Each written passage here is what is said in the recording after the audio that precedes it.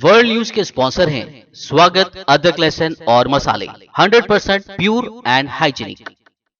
अस्सलाम वालेकुम, आदाब। मैं हूं खलील फरहद। वर्ल्ड न्यूज़ की शुरुआत करते हैं हेडलाइंस से।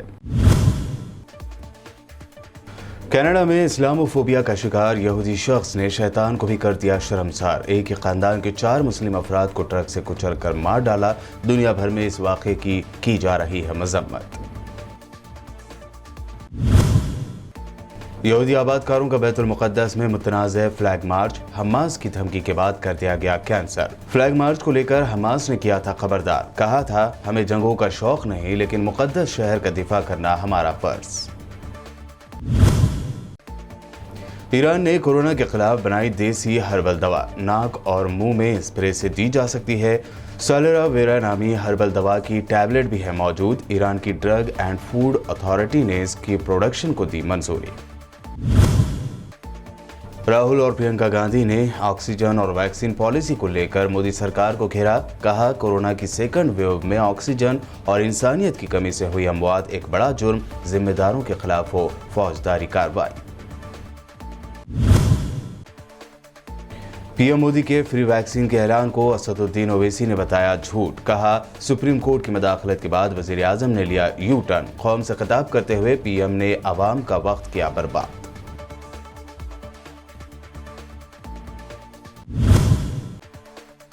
भारत भर में कोरोना केसेस में आ रही गिरावट के बाद कई रियासतें लॉकडाउन कर रही हैं खत्म। यूपी के 75 डिस्ट्रिक्ट्स को किया गया अनलॉक। बिहार में भी लॉकडाउन कर दिया गया खत्म। नाइट कर्फ्यू रहेगा जारी। और अब पेश है खबरों की तफसील। कनाडा में इस्लामोफोबिया के शिकार एक यहूदी ने ट्रक से एक ही खानदान के 4 मुस्लिम अफराद को कुचल कर कत्ल कर डाला। इस वाक़े में एक बच्चा जख्मी भी हुआ है। जहां बहक होने वाले अफराद में एक मर्द, 2 खवातीन और एक बच्ची शामिल है। हमलावर मुकामी कैनेडियन शहरी है जिसे पुलिस ने गिरफ्तार कर लिया है। कैनेडियन पुलिस का कहना है कि जहां बहक होने वालों का ताल्लुक एक पाकिस्तानी निजाद मुसलमान खानदान से था जिन्हें जानबूझकर निशाना बनाया गया। पुलिस से पूछताछ के दौरान इस शख्स ने भी यानी कत्ल करने वाले शख्स ने भी एतराफ़ किया है कि वो मुसलमानों से इंतहाई दर्जे की नफरत करता था। पुलिस के मुताबिक इस बात के सबूत हैं कि यह हमला एक सोची समझी प्लानिंग के तहत किया गया। कनाडा के पीएम जस्टिन ट्रूडो ने इस वाक़े की शदीद मजम्मत करते हुए कहा कि इस्लाम मुखालिफ कार्रवाइयों और इस्लाम दुश्मनी को हरगिज़ बर्दाश्त नहीं किया जाएगा। बता दें कि यूरोपीय और वेस्टर्न कंट्रीज़ में बढ़ते इस्लामोफोबिया ने वहाँ रिहाइश पजीर मुस्लिम शहरियों के लिए सख्त खतरात पैदा कर दिए हैं और उनके खिलाफ दहशतगर्दाना, इंतहा पसंदाना और पुरतशद्दुद वाक़यात की खबरें मुस्तकिल बुनियादों पर मंजर-ए-आम पर आती रहती हैं। हमास की धमकी के बाद इसराइली पुलिस ने मकबूजा मशरक़ी बैतुल मुक़द्दस में सिक्योरिटी ख़दशात के पेश नज़र यहूदी आबादकारों के मुतनाज़ फ्लैग मार्च के इनेकाद की इजाज़त देने से इनकार कर दिया है। इसके बाद मुंतज़मीन ने भी इस मार्च को कैंसिल कर दिया। इससे पहले गज़ा की हुक्मरां इस्लाम पसंद तंजीम हमास ने यरूशलेम में होने वाले इसराइलियों के फ्लैग मार्च के ताल्लुक़ से इसराइल को फ़लस्तीनी इलाक़ों में कशीदगी को फिर से न बढ़ाने के लिए वार्निंग दी थी।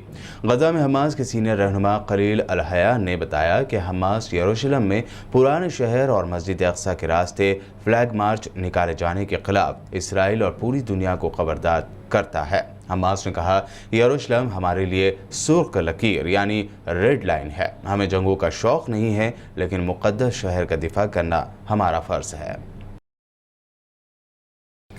Israeli defence minister Benny Gantz ने कहा है कि इसराइल लेबनान में हिजबुल्लाह के साथ आइंदा किसी भी जंग में ज़्यादा से ज़्यादा ताकत का इस्तेमाल करेगा। उन्होंने कहा कि हम कैदियों की वापसी के लिए काम कर रहे हैं लेकिन हम गिलाद शालिद डील से मिलता जुलता एग्रीमेंट या मुआहदा नहीं करेंगे। कल शाम हमास ने ऐलान किया था कि इसराइल के साथ कैदियों के तबादले के बारे में बातचीत के लिए उसके पास मजबूत कार्ड मौजूद हैं। ताहम हमास ने इस हवाले से मजीद कोई वजाहत नहीं की। दूसरी तरफ इसराइली खबरों के मुताबिक मुज़ाकरात का अमल सुस्त पड़ गया है। ईरान की एक नॉलेज बेस्ड कंपनी के साइंसदानों ने कोरोना का मुकाबला करने के लिए सालिरावेरा नामी हर्बल दवा तैयार कर ली है जिसका कोई साइड इफ़ेक्ट नहीं होगा।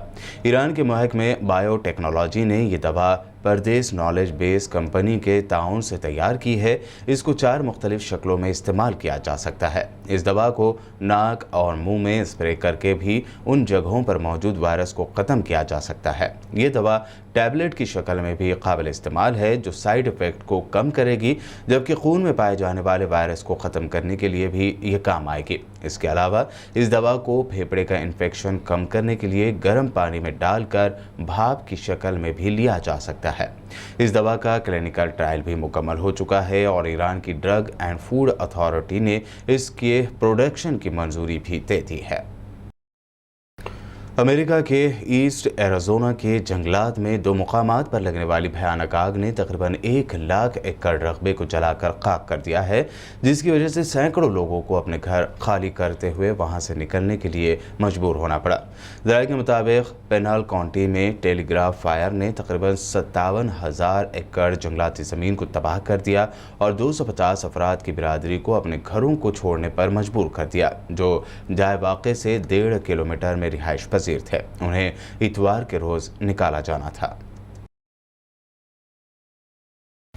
सऊदी हुकाम ने दम्माम में वाक़े कमर्शियल सेंटर में सिक्योरिटी और मुहाफ़िज़ एहलकारों पर हमला करने वाले एक नौजवान की गिरफ्तारी का ऐलान किया है। इस हमले में मुतादिद अफराद ज़ख्मी हो गए थे। इस वाक़े की एक वीडियो सामने आने के बाद पुलिस ने इस पर फौरी कार्रवाई की थी। वीडियो में देखा जा सकता है कि एक नौजवान ने तिजारती मरकज़ के सिक्योरिटी अमले पर हमला किया। ये हमला उस वक्त किया गया जब मुहाफ़िज़ों ने एक खातून और उसके बेटे से उनके मोबाइल में मौजूद तवक्कलना ऐप दिखाने को कहा। इस पर नौजवान ने चाकू से हमला कर दिया, जिसके नतीजे में 3 अफराद जख्मी हो गए। सऊदी पुलिस तर्जुमान ने बताया कि मुलजिम पहले भी इस तरह की वारदात अंजाम दे चुका है। पुलिस ने जख्मी हालत में इस शख्स को गिरफ्तार किया है।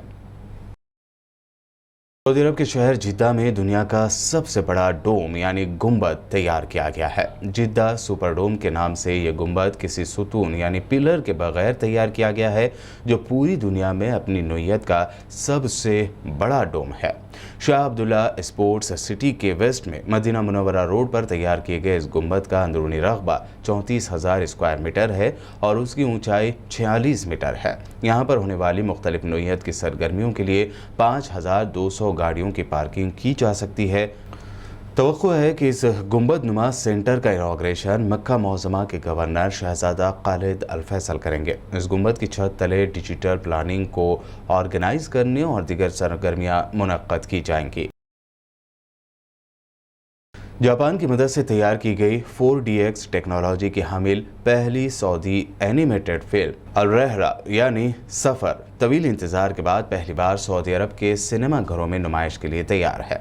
सऊदी फॉक्स सिनेमा ग्रुप ने फिल्म की रिलीज़ की तारीख का ऐलान करते हुए बताया कि फ़िल्म 17 जून को शेड्यूल के मुताबिक रिलीज़ की जाएगी। आने वाले दिनों में फिल्म की टिकट्स की बुकिंग का ऐलान किया जाएगा। जापान के ताउन से 4DX टेक्नोलॉजी के साथ तैयार की जाने वाली पहली सऊदी एनिमेटेड फिल्म एक बेमिसाल क्रिएटिव वर्जन के साथ तारीख़ी ख़याली वाक़यात का मजमुआ है।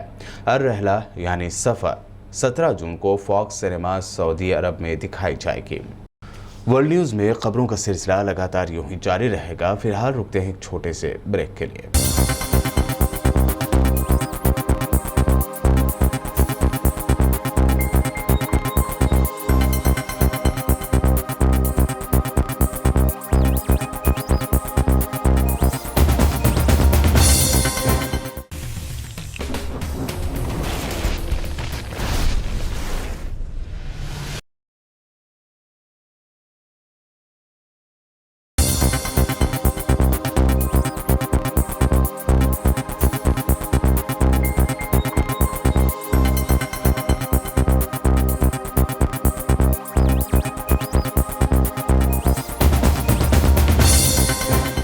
ब्रेक के बाद आपका दोबारा खैर मकदम है। बढ़ते हैं मज़ीद अहम खबरों की जानिब।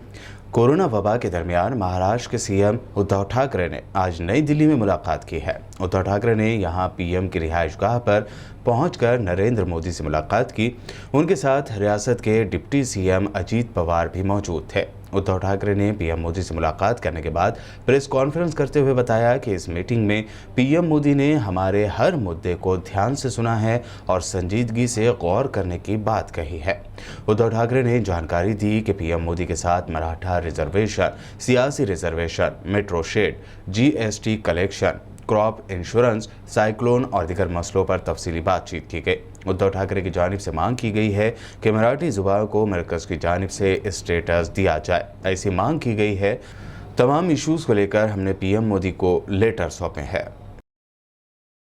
कांग्रेस लीडर राहुल गांधी और कांग्रेस जनरल सेक्रेटरी प्रियंका गांधी ने कहा है कि कोरोना की दूसरी लहर में ऑक्सीजन और इंसानियत की कमी की वजह से जिस तरह से बड़ी तादाद में लोगों की मौत हुई है वो एक बड़ा जुर्म है और इस जुर्म के लिए जिम्मेदार अफराद के खिलाफ फौजदारी कार्रवाई की जानी चाहिए। राहुल गांधी ने एक ट्वीट करते हुए कहा कि बीजेपी हुकूमत में ऑक्सीजन और इंसानियत दोनों की शदीद किल्लत है। इस खौफनाक जुर्म के जिम्मेदारान के खिलाफ फौरी कार्रवाई होनी चाहिए। दुख के इस माहौल में मरने वालों के लवाहिकीन से मेरी हमदर्दी।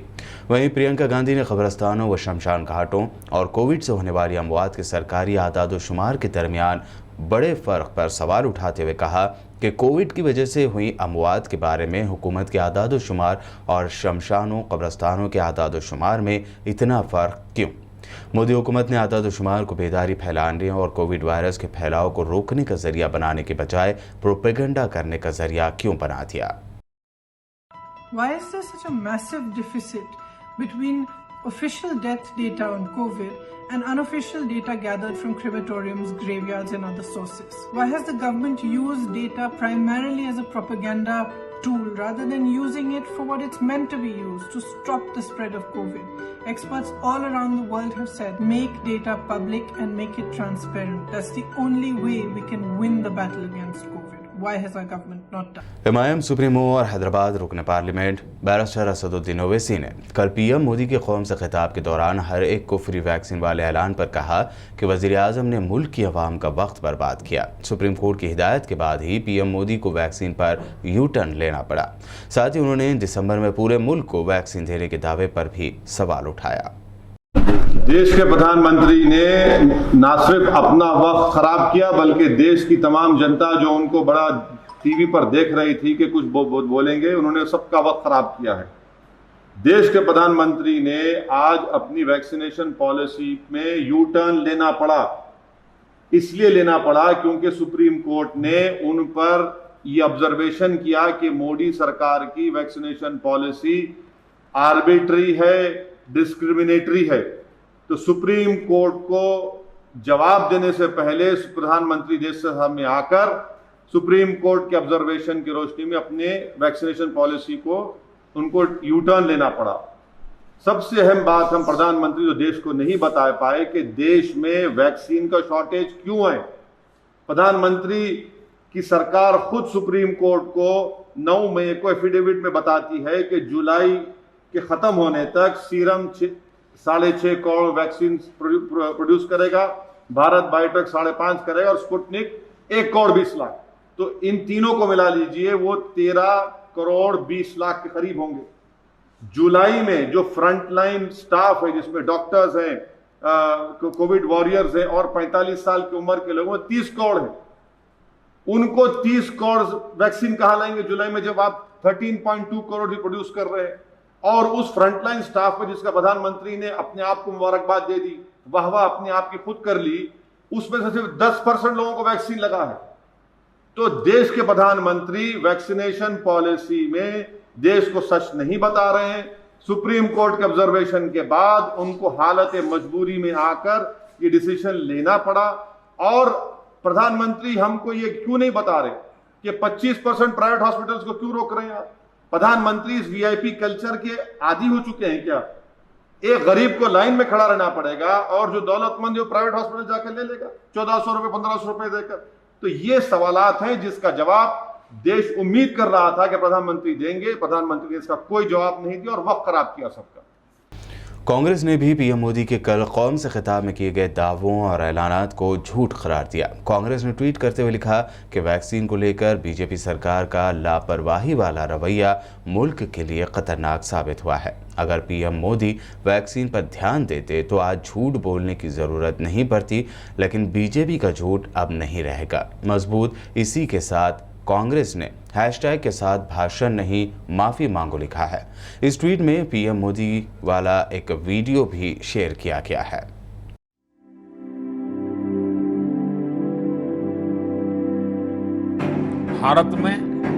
भारत के लिए वैक्सीन बनाने वाली कंपनियों को सरकार ने हर तरह से सपोर्ट किया। वैक्सीन निर्माताओं को क्लिनिकल ट्रायल में मदद की गई, रिसर्च और डेवलपमेंट के लिए जरूरी फंड दिया गया। हर स्तर पर सरकार उनके साथ कंधे से कंधा मिलाकर चली। मुल्क भर में कोरोना के मामलों की रफ्तार धीरे धीरे कम हो रही है। यूपी में भी पिछले कुछ दिनों में केसेस लगातार कम हो रहे हैं, जिसकी वजह से सभी डिस्ट्रिक्ट से कोरोना कर्फ्यू को हटा लिया गया है। अब सिर्फ शाम 7 बजे से सुबह 7 बजे तक नाइट कर्फ्यू रहेगा। सभी डिस्ट्रिक्ट्स में कोरोना के एक्टिव केसेस 600 से कम आ रहे हैं। अपर चीफ सेक्रेटरी नवनीत सहगल ने जानकारी दी है कि 9 जून से पूरी रियासत के सभी 75 जिलों में शाम 7 बजे से सुबह 7 बजे तक नाइट कर्फ्यू रहेगा। उन्होंने ये भी बताया कि सीएम योगी आदित्यनाथ के साथ हाई लेवल मीटिंग में ये फैसला लिया गया है। कोरोना के कम होते केसेस के दरमियान कई रियासतें अपने यहाँ लगे लॉकडाउन को हटा रही हैं। ऐसे में बिहार में भी लॉकडाउन ख़त्म कर दिया गया है। करीब 1 महीने के बाद बिहार के लोगों को लॉकडाउन से आज़ादी मिलेगी। हालांकि शाम 7 बजे से सुबह 5 बजे तक नाइट कर्फ्यू जारी रहेगा। 50% गुंजाइश के साथ सभी सरकारी और प्राइवेट ऑफिस शाम 4 बजे तक जारी रहेंगे। दुकानें 5 बजे तक खुली रहेंगी। ऑनलाइन एजुकेशन भी जारी रहेगा। प्राइवेट गाड़ियों के चलने की इजाज़त होगी। लॉकडाउन ख़त्म करने का ऐलान करते हुए सीएम नीतीश कुमार ने कहा कि ये सूरत हाल अगले 1 हफ्ते तक जारी रहेगी। अभी भी भीड़ से बचने की ज़रूरत है। मुल्क की सबसे बड़ी जमहूरियत भारत, जहां बड़े बड़े टेक्नोलॉजी वाले कंट्रीज़ के साथ रेस में शामिल है, वहीं अब भी भारत में ऐसे कई अफसोसनाक वाक़यात सामने आते रहते हैं जिससे लगता है कि ये मुल्क अब भी दुनिया से सैकड़ों साल पीछे है। राजस्थान के जालोर में ऐसा ही एक अफसोसनाक वाक़या सामने आया है जिसने हर एक की आंखें नम कर दी है। राजस्थान के जालोर ज़िले के रानीवाड़ा इलाके में एक 6 साल की मासूम बच्ची ने पानी ना मिलने से दम तोड़ दिया, जबकि इस बच्ची की नानी भी बेहोश हो गई। ये बच्ची अपनी नानी के साथ थी, जहां टेम्परेचर 45 डिग्री सेल्सियस था और गर्म चट्टानों पर इन लोगों का सफ़र जारी था। जब गांव वालों को इनका पता लगा तो उन्होंने पुलिस को इस बात की इत्तला दी। पुलिस मौके पर पहुंची, तब तक मासूम बच्ची की मौत हो चुकी थी, जबकि उस बच्ची की नानी अधमरी हालत में थी जिन्हें पानी पिलाया गया। दरअसल 6 साला बच्ची अंजलि अपने 60 साला नानी सुखी देवी के साथ लॉकडाउन के सबब ट्रांसपोर्ट बंद होने की वजह से पैदल ही अपने गाँव चल पड़े थे। और अब आखिर में हेडलाइंस पर एक और नजर। कनाडा में इस्लामोफोबिया का शिकार यहूदी शख्स ने शैतान को भी कर दिया शर्मसार। एक ही खानदान के 4 मुस्लिम अफराद को ट्रक से कुचल कर मार डाला। दुनिया भर में इस वाक़े की जा रही है मजम्मत। यहूदी आबादकारों का बैतुल मुक़द्दस में मुतनाज़ फ्लैग मार्च, हमास की धमकी के बाद कर दिया गया कैंसर। फ्लैग मार्च को लेकर हमास ने किया था खबरदार, कहा था हमें जंगों का शौक नहीं, लेकिन मुक़द्दस शहर का दिफा करना हमारा फर्ज। ईरान ने कोरोना के खिलाफ बनाई देसी हर्बल दवा, नाक और मुंह में स्प्रे से दी जा सकती है। सोलेरावेरा नामी हर्बल दवा की टैबलेट भी है मौजूद। ईरान की ड्रग एंड फूड अथॉरिटी ने इसकी प्रोडक्शन को दी मंजूरी। राहुल और प्रियंका गांधी ने ऑक्सीजन और वैक्सीन पॉलिसी को लेकर मोदी सरकार को घेरा। कहा कोरोना की सेकंड वेव में ऑक्सीजन और इंसानियत की कमी से हुई अमवात एक बड़ा जुर्म, जिम्मेदारों के खिलाफ हो फौजदारी कार्रवाई। पीएम मोदी के फ्री वैक्सीन के ऐलान को असदुद्दीन ओवैसी ने बताया झूठ। कहा सुप्रीम कोर्ट की मदाखलत के बाद वजीर आजम ने लिया यू टर्न। कौम से खिताब करते हुए पीएम ने अवाम का वक्त किया बर्बाद।